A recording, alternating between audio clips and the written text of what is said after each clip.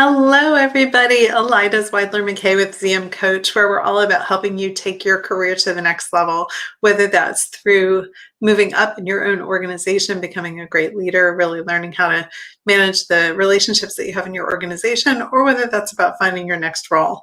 So today I want to talk to you about the 3 reasons why leaning on a spouse or a partner or some friends may not be the best way to take your career forward or to get career advice. There are really 3 reasons that I want to talk to you about this. The first one is that your friends and your partner or your spouse simply will have a particular way of seeing you that may or may not fit how you are at work or how you are in your situation.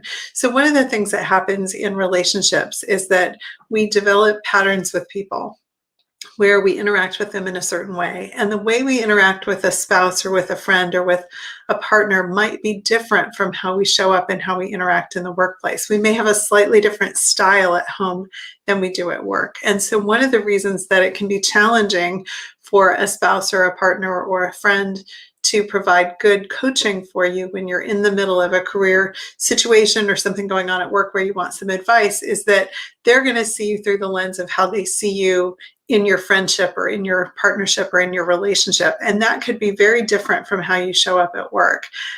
You might speak differently, you might plan differently, you might have different parts of yourself that come to the fore when you're at work. And someone who only sees you through their lens at home or as a friend is going to have kind of a biased view of you and what you're capable of. And that can really cloud the kind of advice or support or suggestions that they might offer. So that's one of the challenges, is that people who know you outside of work may not have the best view of who you are, how you show up at work. The other thing that's really important to consider is that friends and family members and partners and spouses don't have a lot of experience usually to draw on when they're trying to help you with a work situation. So you're facing some kind of challenge at work, you go home and you talk about it, and you're trying to work out what to do, what your next move would be, how you could take it forward.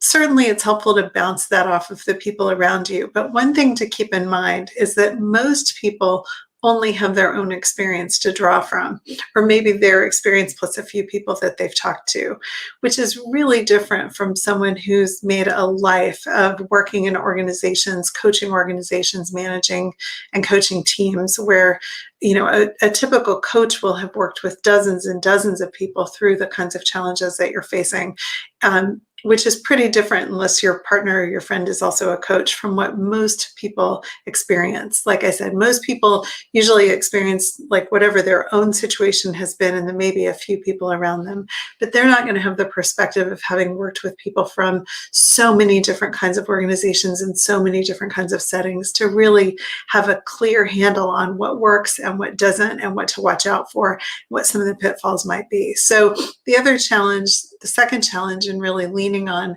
friends or a spouse is that they simply don't have the breadth and depth of experience to really coach you through some of the sticky kind of work challenges that can get in the way of your being able to move forward or get in the way of your being able to represent yourself in job interviews or to be able to get that next promotion or that next role. And then finally, the third reason, and this is a really important one, is that usually our friends, our family members, and our spouses and our partners have a stake in whatever choices we might make. So as much as they want to help from a neutral perspective or from a separate point of view, the reality is the decisions that you make in your career will have an impact on them. And of course, you'll want to take that into account, but you want to be able to take that into account separate from the advice about what to do about it, right? So let's say you're in a role that really isn't working well for you. You have a boss that you feel like isn't supporting you, but your spouse is afraid of change or afraid of what your changing jobs or changing roles might mean for the stability of the family or the stability of your home life. They might advise you not to do it, not because it's the best thing for your career, but because it's going to be best from their perspective for the family. Now, whether it is or isn't the best thing for the family is like a whole separate question. Sometimes when people are in jobs that aren't working for them, the level of stress and the level of distraction that that causes has a real cost to their family and to their home life. But a spouse who's wanting to keep things the same may not be able to see that, or may be willing to put up with that for the sake of not having things change.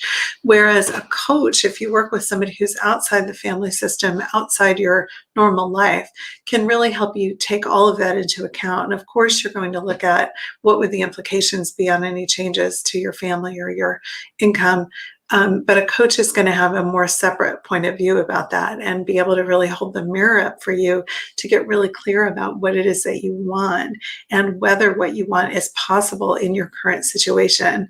And a really good coach is going to help you test that out and not come in with just a bunch of advice about that, but really help you explore, what about your current situation isn't working for you? And are there things you can change inside that situation?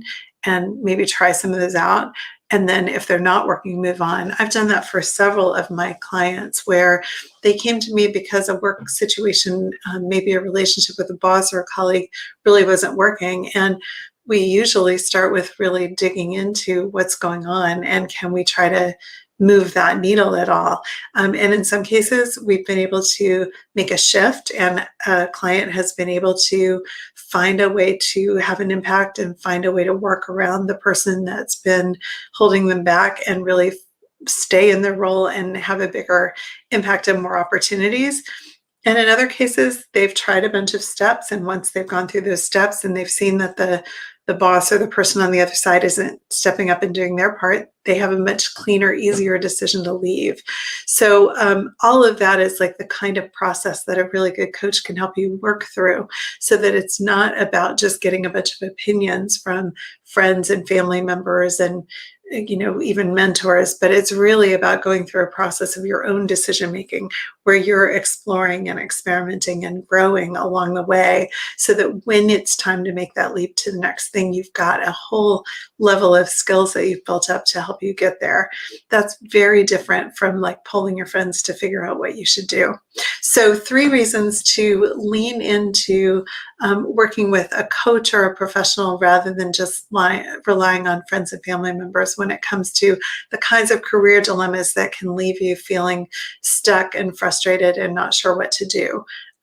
So if that's intriguing to you, if you'd like to know more about how working with a coach might be able to help you in those kinds of situations, you want to talk about your situation and what has you feeling stuck and what it might look like to get unstuck together, I'd be happy to chat with you.